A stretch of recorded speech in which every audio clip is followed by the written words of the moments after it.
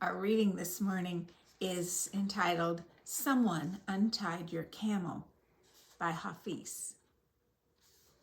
I cannot sit still with my countrymen in chains. I cannot act mute, hearing the world's loneliness crying near the beloved's heart. My love for God is such that I could dance with him tonight without you, but I would rather have you there. Is your caravan lost? It is if you no longer weep from gratitude or happiness, or weep from being cut deep with the awareness of the extraordinary beauty that emanates from the most simple act and common object. My dear, is your caravan lost? It is if you can no longer be kind to yourself and loving to those who must live with the sometimes difficult task of loving you.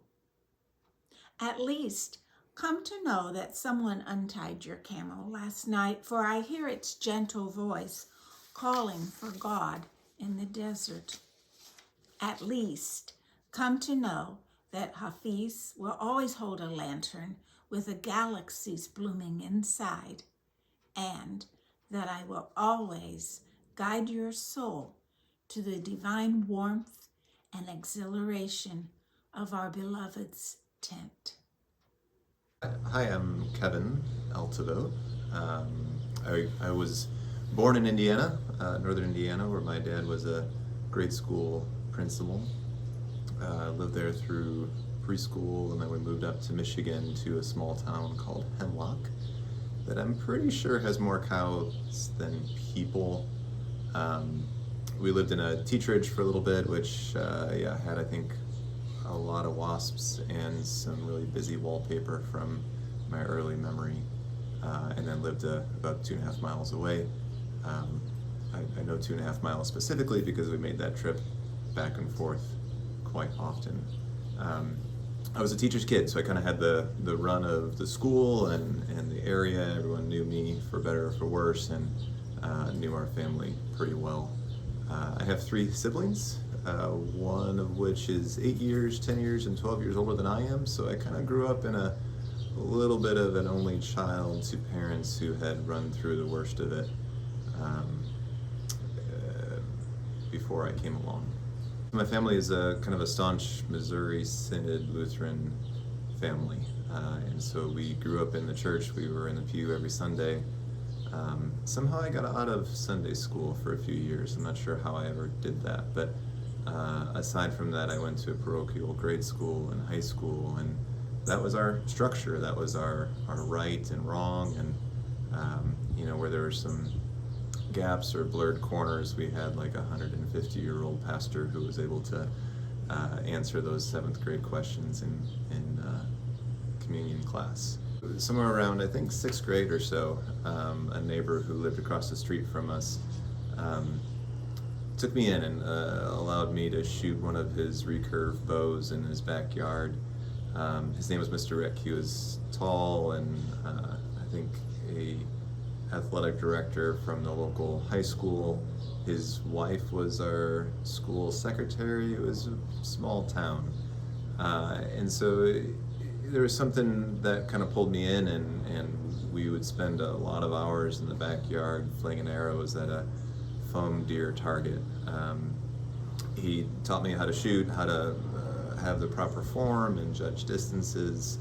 And that really kind of became a little bit of an outdoor father figure for me for a lot of my grade school through high school years there in Michigan. He got me my first job, which was at a local conservation club, a gun club, where I was a trap kid. So my job was to load clay targets into a machine, and then when the shooters were up to the line, they would yell pull, I'd press the button, they would shoot at it, and I'd keep score of how they did. It was a pretty cool community to be around, and a bunch of old people who mostly scared me, but also were really caring for me, teaching me things I probably shouldn't have been taught at that age. I was able to shoot some really fancy shotguns and really just have an appreciation for some new things in my life.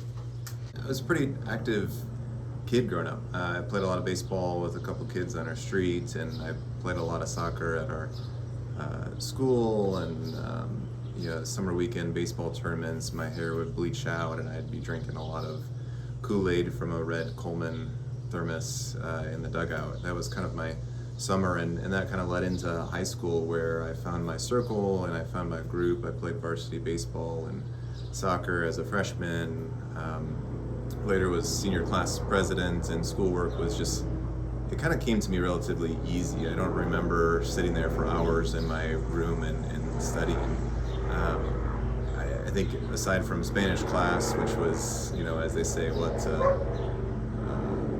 fuego, frijoles, and zapatos, as they say, and it was just a place that I had, which was a bubble that I lived within.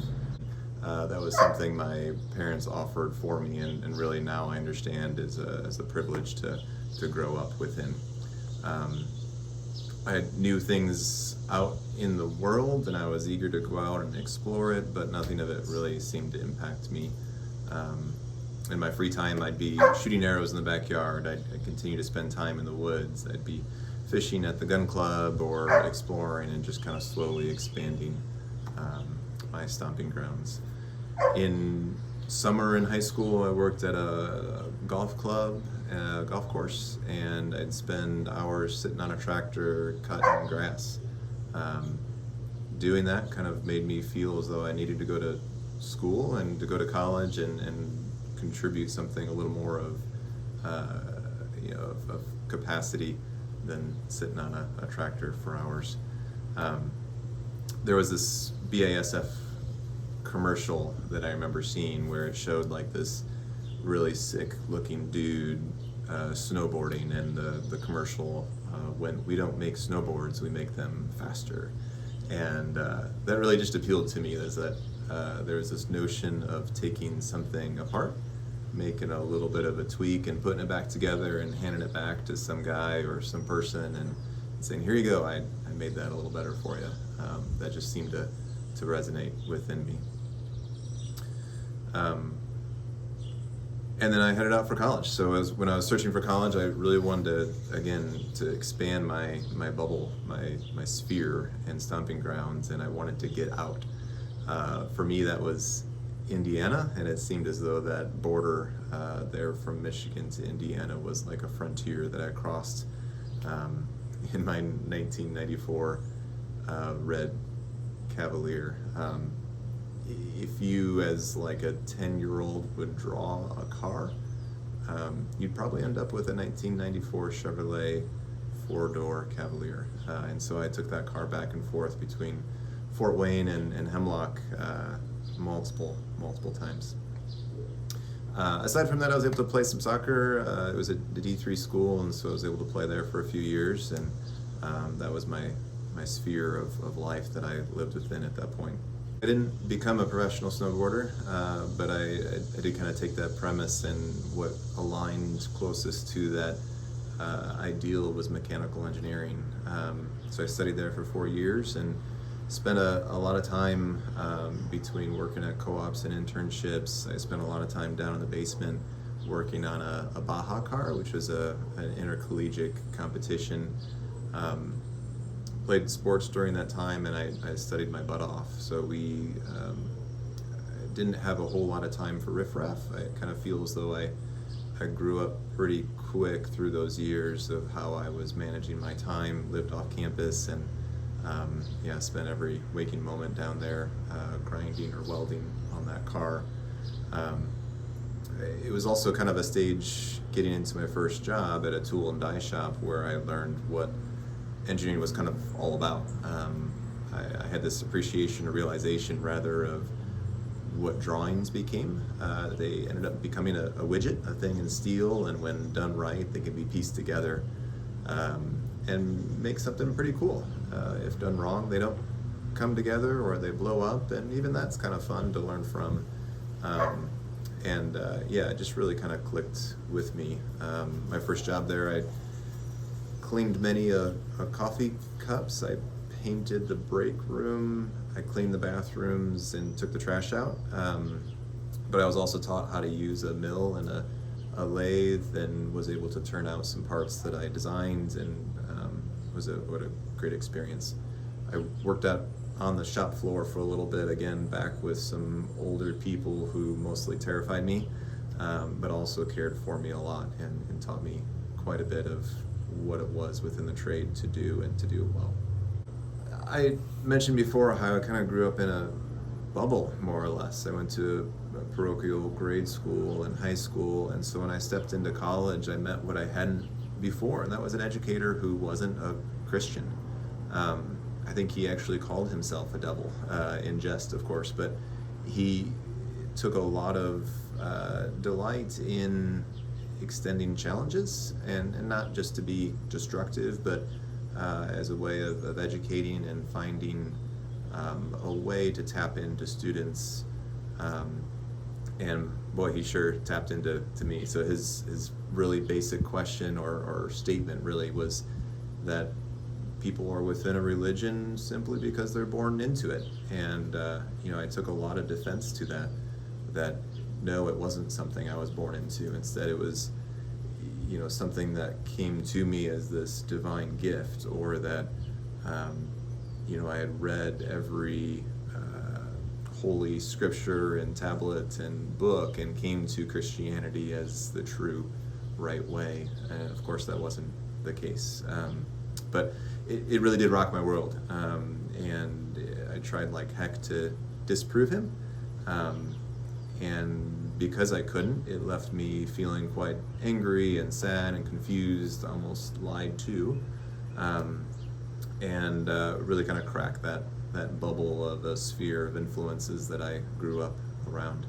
So after 4 years, I graduated college. I was pretty busy during that period, and let go of some sports that I was doing during that stage, and had a small core group of friends, which again offered some discussions and challenging thoughts. I graduated on a Thursday, and quite sure that I started full-time working as an engineer at a piston company in Fort Wayne on a Monday. I had bought a house in Fort Wayne during my finals week, and grew up pretty quick. I feel in hindsight that I was 40 years old before I was 25, and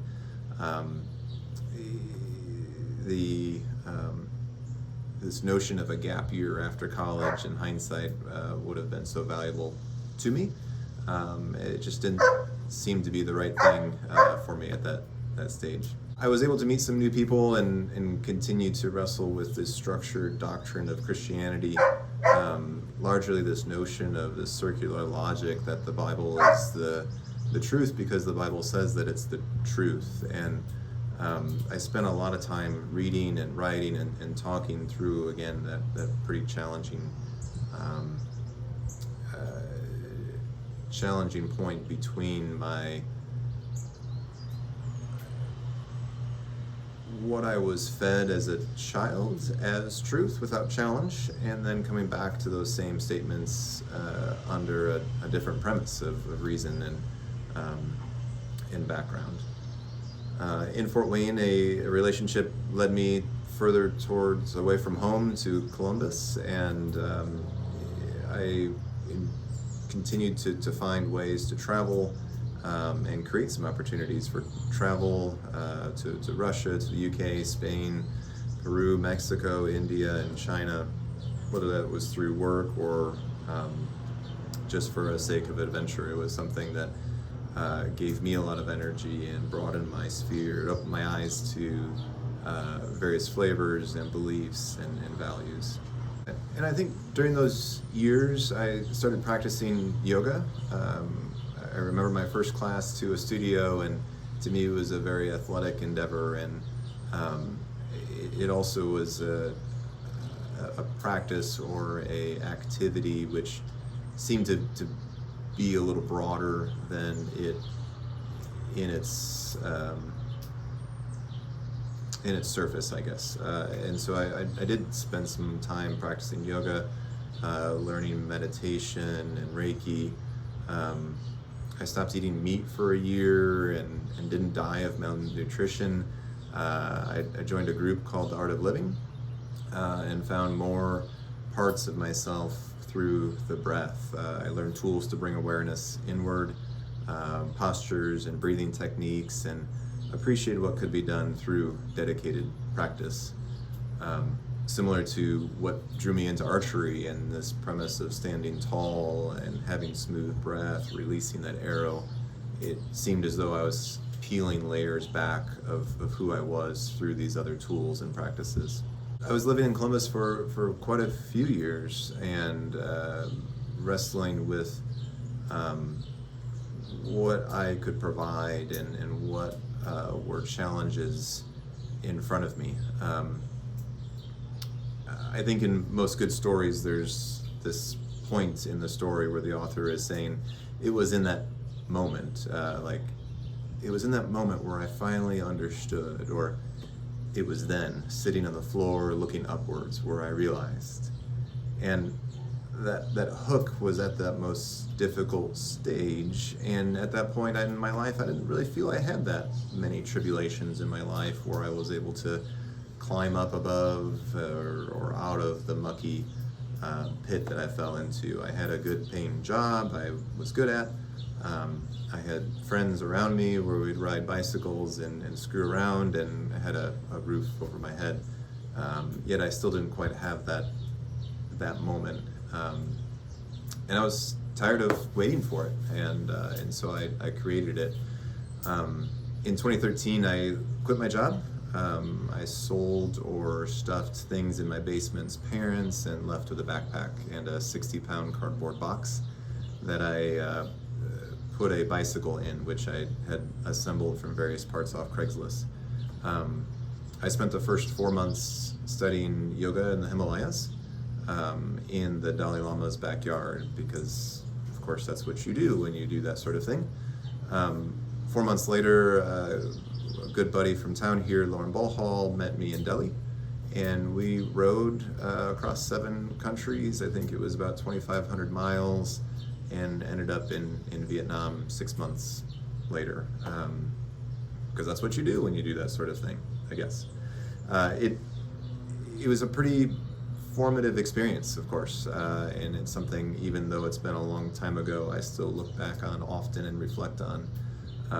This practice of finding peace without knowing where you're going to sleep that night or how you're going to find a bed when you pack up your things and leave the campsite, or find your next meal and work your way through this challenge of language and different ways of life. Most mornings we woke up early to avoid the traffic, so we'd be leaving a town, and we would write the name of the town on my leg, so that at each intersection we would come to, we could point to my leg and say which way, and local people would point us to where that town, which was on my leg, would point us towards. And we got it right most of the time. I remember one time we got it wrong, and it cost us 3 days. Didn't really cost us, but we took 3 days to get back to where we were originally intending to go. And when you've got nothing else to do other than to wake up and sit on a bike and pedal, you have a lot of time to think. And so this notion of being very mechanical and pedaling, breathing, eating delicious calories, it was able to create this environment where I was again back into peeling layers. You look up and out and down and in, and besides dodging potholes and gravel roads, that's where your mind wandered, or at times paused. It was a very meditative experience at times, and so it provided an opportunity to further process and forgave some bitterness that I had of information or teachings growing up. I learned how similar we are to many others of the world, how most religions seem to be somewhat similar in structure, and how all beings in the end are seeking pleasure and avoiding pain. I started to find a deep appreciation instead of this bitterness for the religion that I grew up within, for the structured faith that my family had, and how I learned about life within and what strengths it does offer, and what it gave specifically to my parents and my family, an immense amount of strength to work through challenges in their life. So did you meet anyone special before this earth-shattering, life-changing event? Yeah, so Kate and I met before I left for India, and we stayed in touch through emails. She had sent me a package which never arrived, so somewhere in the world there's a box of cookies, I think is what she sent. And so when I came back into the country, I was eager to live in a pretty content way. I remember calling it living heavily. That's what I wrote about. In some level of permanence and contentment, where you could explore and have these sensations and wonderments, in probably a place of security at that point, which meant a lot to me, and also finding a lot of wonder in some pretty small spheres, due to the kind of observations of repetition and patterns across the world that I was able to see.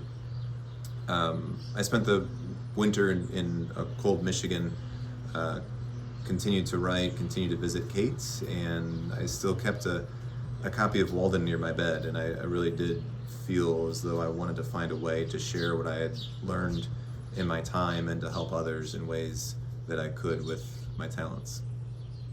I knew that I could make money by being an engineer, and found a way to find as little time as possible in doing so. I was contracting 4 days a week for Cummins, and in my free time tried to volunteer for some endeavors in helping others. I taught yoga, and then I also bought a foreclosed home west of town, a pickup truck, and kind of put some energy and my passion for creating into that house. We got a dog, and heated our house with wood that I sawed and split from our 4 hilly or slanted acres. Kate and I got married in 2015. We traveled and biked and hiked. We found our adventures. We tried to pick out paint colors for the house. 2 years later, it was when I was living in India for 3 months for work, and she was on a Lilly grant at the time. We found out that Lewis was on his way, that Kate was pregnant. We welcomed him in to our lives. We moved into town to be a little bit closer to more people, and Kate and I can now laugh at a little bit of this, which wasn't our best idea, to buy a house and move with a 1-month-old. I continued to travel for work, and to China and India. We did things kind of the hard ways at times, and we continued to travel and stay outside as much as we could, camping and backpacking, getting bug bites and poison ivy. Poor Lewis. I still worked 4 days a week, and so I could spend my Fridays at home. He helped me train for my first marathon and helped me organize my tools and look in the backyard for birds. And in 2021, Lewis got a sister when Margot came along. When Margot was a couple months old, we took our family of 4 and Walnut, I think, and ventured out for a month in a pop-up trailer through the Smokies. And in that moment, that was a good in that moment stage, we learned how scaling back our adventures and expectations end up bringing a little bit more joy. That was a terrible idea. But we enjoyed trips in a smaller nature after that endeavor, for sure. During COVID, Margot was a COVID kid. My work offered some different opportunities that I chased, and I started extending more and more energy into work, and it kind of seemed as though it was a slippery slope. It was exciting and stressful. Those responsibilities grew quickly and I learned quickly.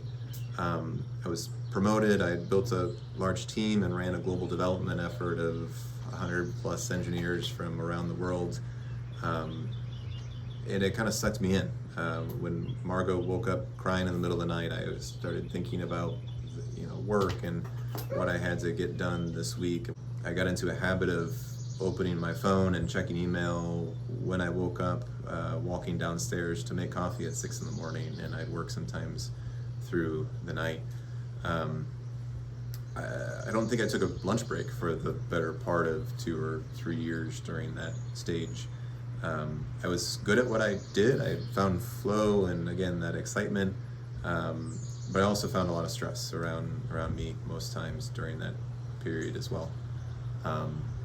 And then 3 weeks ago today, after 12 years working at Cummins, I was called upstairs and told my job just didn't exist anymore. So did 25% of the rest of my team, and was asked to leave and was walked out the turnstile, just like that. And so, it was at that moment when I don't quite know yet. I'm not quite ready to know how the next story goes here, but I'm enjoying my free time. I'm enjoying the less stress that I have in my life at the moment, and able to create some time for hobbies that really do bring me joy and energy. I've got the table saw out again, making more eye contact with Margot and reading books with her in the morning, and we're spending more time in the woods together. Lewis and I got the bow out and in the backyard sometimes to shoot arrows, and he wanted to go for a bike camping trip. So this weekend we're gonna ride up to Edinburgh and camp out for our first bike camping trip. And Kate and I are trying to pick out paint colors again, and I feel like we're just kind of talking and communicating a little bit differently in this new space. So I'm not sure what's around the corner. It's an interesting time to do a spiritual journey interview here at such a stage. Maybe we need to come back and talk in a year from now and see how the story goes here, but we'll see.